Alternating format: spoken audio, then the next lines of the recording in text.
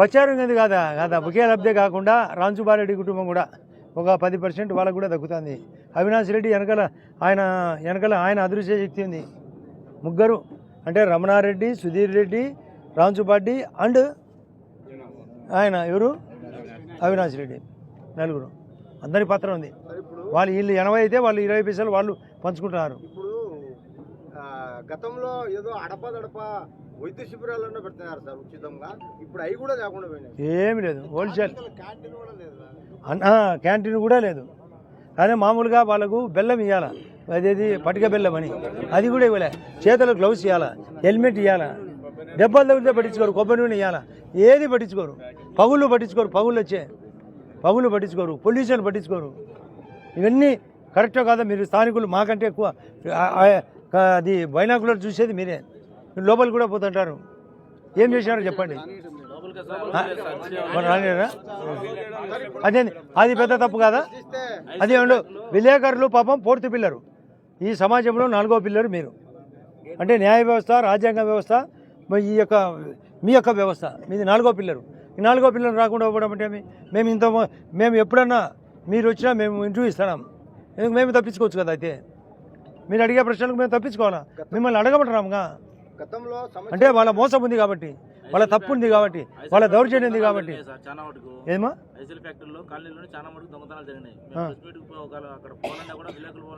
వాళ్ళకు కూడా అవకాశం, దానికి కూడా అవకాశం. దొంగతనం జరిగినా, మోగడి జరిగినా, ఇంకోటి ఏం జరిగినా అక్కడ కూడా అవకాశం ఇవ్వడం లేదు. నేను దయచేసి ఈ ప్రశ్నలతోడు మీరందరూ ఇంటర్వ్యూలో జరిగిన పాయింట్లను అందరూ హైలైట్ చేసి రాయండి. ఇది లోకానికి తెలియాలి కదా, లేదంటే ఎట్లా తెలుస్తుంది? నేను నా తప్పు ఉంటే బాక్స్ కట్టి రాయండి, వాళ్ళ తప్పు ఉంటే రెండు రాయండి, రైట్ హ్యాండ్ లెఫ్ట్ హ్యాండ్. నా తప్పు ఒక పట్టి, వాళ్ళ తప్పు ఒక పట్టి రాయండి. తప్పు ఉంటే ఓపెన్ ఛాలెంజ్ చెప్పండి. నాకు ఎంత బాధ ఉంది అనుకున్నాము. ఏంది ఇది? మేమేమో అంత పరిగెత్తాల్సిన అవసరం ఉందా? మీరు కనుక్కోండి ఎన్ని పనులు జరుగుతున్నాయో ఇక్కడ. చట్టాలను గురించి ప్రశ్నిస్తే అసలు వాళ్ళని లోపల కూడా రాలేదు. అదే ఎందుకు? ఏ చట్టమే కాదు, తప్పును గురించి ప్రశ్నిస్తే, చట్టం గురించి వాళ్ళ దౌర్జన్యం తొలగించిన సందర్భాలు కూడా ఉన్నాయి. ఆవిడ మీకు తొలగించారు, వాళ్ళను అనాథాలు చేశారు, వాళ్ళకు అన్యాయం కొట్టుకున్నారు. ఇక్కడ పొల్యూషన్తో ఈ ఊర్లో ఉండకుండా చాలామంది పొద్దుటూరు జరిగినారు. నేను వచ్చా బాబు అందరినీ రిక్వెస్ట్ అడుగుతున్నా, నేను వచ్చినాక నీళ్లు పెరిగినా లేదా ఎర్రగుంటలో? ఇప్పుడు ఈ 10 నెలల్లో పెరిగినా లేదా? రోడ్లు స్టార్ట్ అయినా లేదా? సెంట్రల్ మారినా లేదా? ఓన్లీ ఎర్రగుంట్ల పట్టణానికి 18 కోట్లు వచ్చింది ఇప్పటికి. ప్రత్యేక జనరల్ ఫండ్స్ తో పాటు ప్రత్యేక నిధులతో కలిపి 18 కోట్లు వచ్చింది. ఇప్పుడు ఇంకా రాబోయేది చెప్తూ కదా, 110 కోట్లతో టెండర్ అమృత పథకం అఫీషియలైజ్ చేసినారు. 110 కోట్లు, 3 పెద్ద ట్యాంకులు ప్లస్ పైప్ లైను, ఆ నుంచి గండికోట నుంచి లైను. 110 అంటే 3 ట్యాంకులు, అది చెప్పిన 3 పెద్ద ట్యాంకులు. 117 అదే 117 ఎన్నికలకు ముందు నువ్వే శంకుస్థాపనల మాదిరి తయారైనారు. ఇక్కడ ముస్కర్లు ఉన్నారు. వాళ్ళు మాకు కావాలా, మాకేం లేదు, వాళ్ళకు వద్దంటున్నాం. వైఎస్ఆర్ పార్టీకి ఫ్యాక్టరీలు బాగుపడాలా, ఒకరికి ఇచ్చి కొమ్ము కావడం కరెక్టేనా? స్కూలు ఎత్తేసినారు, ఆరోగ్యం పట్టించుకోవడంలే. లోపల కార్మికులు ఉంటే వాళ్ళ గ్రేడ్లు పెంచరు, వాళ్ళ ఉద్యోగ అవకాశాలు తగ్గించారు. 500 నుంచి 50 ఉద్యోగాలు వచ్చినాయి, 450 10%కి వచ్చినాయి. మీరందరూ స్థానికులు కనుక్కోండి. కనీసం చెట్లు నాటరు. సిఎస్ఆర్ కాలం అని ఒకటి ఉంటుంది, లాభంలో పర్సెంటేజ్ అంతా దొంగ అకౌంట్. మేము కలెక్టర్ గారికి కంప్లైంట్ చేసినాం, పోలీసు కంప్లైంట్ చేసినాం. ఓవర్లోడింగ్, పగుళ్ళు వస్తాయి, పట్టించుకోరు. అన్ని ట్రాన్స్పోర్ట్లు వాళ్ళకే, అన్ని మెటీరియల్ సప్లై వాళ్ళకే. మళ్ళీ భూములు చిలంకూరులో దొంగతనం చేయాలని ప్లాన్ చేసినారు వాళ్ళే, గవర్నమెంట్ ల్యాండ్స్. నేను అబ్జెక్షన్ పెట్టినా. అందరి తరపున ఏం చేస్తారో చెప్పమని అడిగితే ఇదో చేస్తాం, అదో చేస్తాం. స్థానికులకు చేయమని అడుగుతున్నాం. వాళ్ళకే లేబర్ సప్లై వాళ్ళకే, ప్యాకింగ్ వాళ్ళకే, లోడింగ్ వాళ్ళకే, అన్లోడింగ్ వాళ్ళకే. మైన్స్ నుంచి 21 టన్నులకు మించి లోడ్ చేయకూడదు, 40 టన్నులు. పోలీసు వాళ్ళు చెక్ చేస్తారు, పట్టుకుంటున్నారు. అది నేను ఆదినారాయణ రెడ్డి పురమాయింపడ్డా. అది revenue act, legal mines act, transport act. మాకు హక్కు ఉంది, అడిగే హక్కు ఉంది. మేము తప్పును తప్పనడమే తప్ప, మీరు మళ్ళీ నోట్ చేసుకోండి, తప్పును ఎత్తి చూపడమే తప్ప తప్పును తప్పనడమే తప్ప. వీళ్లకు పాత ఐసీఎల్ యాజమాన్యంలో కొందరికి, పాత ఇక్కడుండే వైఎస్ఆర్ పార్టీలకు పూర్తి అండర్స్టాండింగ్ పర్సంటేజ్, మీకు పాత బిల్లులు ఇస్తాం లేకుంటే ఇవ్వమని బెదిరిస్తారంట.